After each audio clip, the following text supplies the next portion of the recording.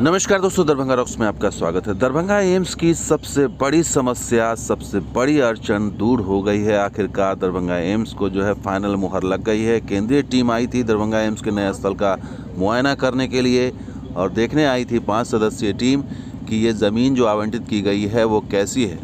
तो फाइनली 5 सदस्यीय टीम जो केंद्रीय टीम आई थी उसने मुहर लगा दिया है और अब जो इसका रास्ता है वो केंद्र के स्तर से साफ होता हुआ दिखाई दे रहा है। तो बड़ी खुशखबरी ये है कि नई ज़मीन का जो है ओके हो गया है और बिहार सरकार ने पहले ही इस पर टेंडर जारी कर दिया है। तो केंद्र को पसंद आ गई है दरभंगा एम्स के लिए चिन्हित नई ज़मीन और ये 150 एकड़ ज़मीन में जो है फ़िलहाल मिट्टी भराई का काम होगा।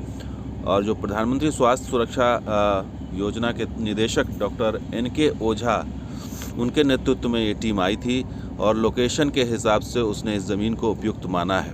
इसके साथ ही जो बताया जा रहा है कि शहर से बाहर जो आने वाले लोग हैं उनके आवागमन के लिए भी ये सही है और दरभंगा के अलावा दूसरे ज़िलों से भी लोग यहाँ आ सकेंगे, इसकी भी सुनिश्चितता की गई है और देखा गया है कि लोग यहाँ आ सकते हैं या नहीं। तो शोभन बाईपास जो है वो कनेक्टेड है NH-27 से, तो यहाँ आवागमन बहुत आसान है, समस्तीपुर की दिशा से भी और जो मुजफ्फरपुर की दिशा से भी और बाकी सीतामढ़ी आसपास के ज़िलों से भी लोग यहाँ पर आ सकेंगे और यहाँ इलाज करा सकेंगे।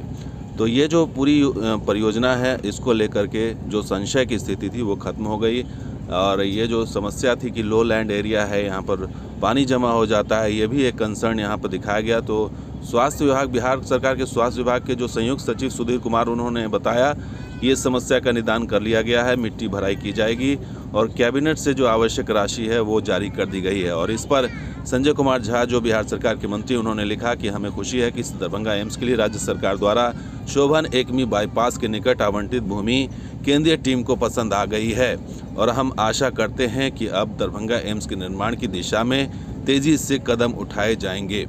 तो ये राज्य सरकार की भी नज़र थी कि केंद्र की टीम आखिर क्या करती है।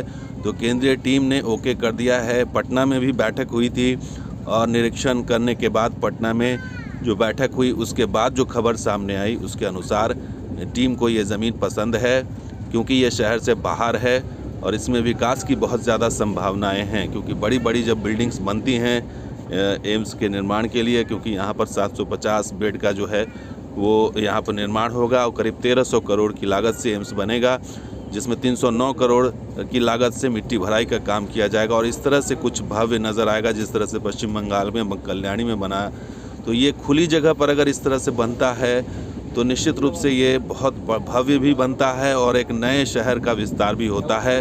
तो निश्चित रूप से आने वाले दिनों में यहाँ पर जब मिट्टी भराई का काम होगा और काम की शुरुआत होगी तो कुछ इस तरह की तस्वीर नज़र आएगी। तो दोस्तों ये वीडियो कैसा लगा ज़रूर लाइक कीजिए, शेयर कीजिए, कमेंट सब्सक्राइब कीजिए। कुछ और वीडियो के साथ हाजिर होंगे। आप देखते हैं दरभंगा रॉक्स। शुक्रिया, धन्यवाद। जय हिंद, जय बिहार, जय मिथिला।